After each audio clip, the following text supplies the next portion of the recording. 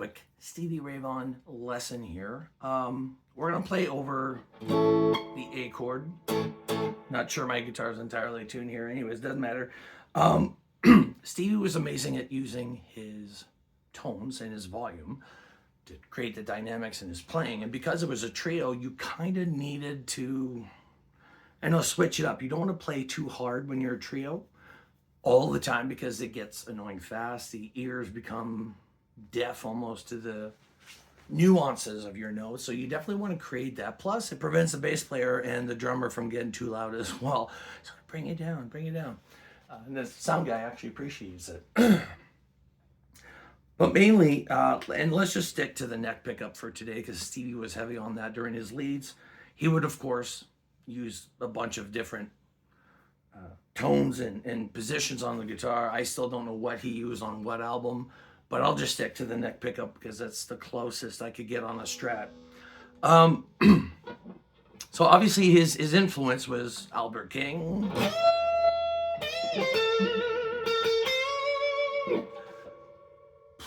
That was difficult to learn, to get those bends, because Albert King was actually a drummer and he was forced into playing guitar because they needed a front man. They didn't have one, so he picked up the guitar, but he was left-handed. So he grabbed a regular guitar, flying V, turned it around, and played backwards. His appreciation probably for the pentatonic scale was different than ours because he saw it backwards. But the easy thing is, he had his first string actually on the top of his guitar, so he could bend down. Like, you could bend a lot further down than you can pulling up. And Stevie wanted to emulate that as best as he could. That's why Albert King was so impressed with him, because it's like, you play my licks? Like, nobody plays my licks. They find it too difficult because I bend the strings. But when they brought Stevie in, Stevie kept pace with Albert King. And of course, he had learned with practicing on his guitar to try to get those bends and that nuances that Albert King had. And although there's other influences in Stevie Ray Vaughan, the Albert King is really what, really sets him apart, because nobody was playing that in the 80s. Stevie really revived the blues scene because of the way he played. Nobody played blues like that before, like the Hendrix of blues. Now everybody plays like him, but nobody really did that. And one thing that Stevie did, which was amazing, was using his top strings, or say bottom strings, in this case, to add to the tone and sound of blues, which people really didn't do. They normally do like just add a little lick in between, but they never really used the top of the neck, especially in the pentatonic position. But Stevie would do like a...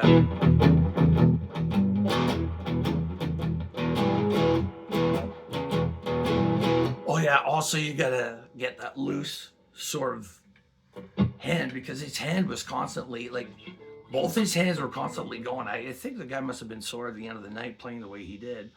But, if you're gonna play Stevie, you can't be like a regular blues. You gotta like... That makes some noise. My guitar's out of tune, don't mind it.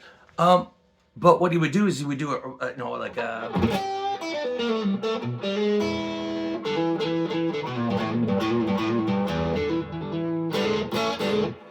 So using the bottom strings, he would add that depth that normally people wouldn't even bother. Like B.B. King was far from that.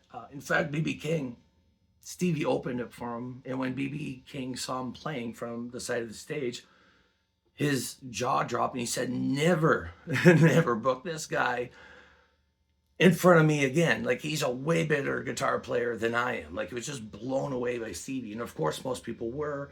Eric Clapton was as well, because Jimmy Vaughan and Stevie Ray Vaughan really revived the blues.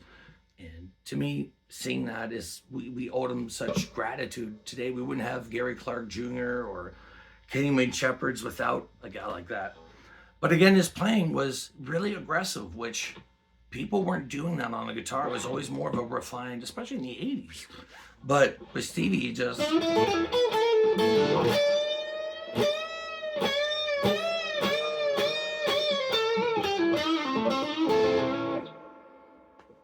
freaking out of nowhere. It's amazing.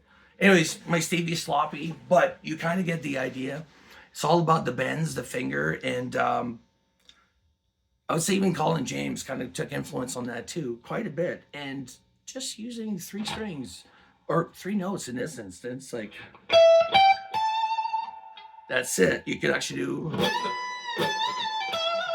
which I think sounds freaking awesome. Anyways, happy practicing. Work on your Avon if you can. The licks are hard, so don't worry about it if you don't get it. But it's more about the way that he played, especially if you're in a trio. John Mayer does a good job of that too, but you gotta fill in that gap with the guitar, not only rhythmically but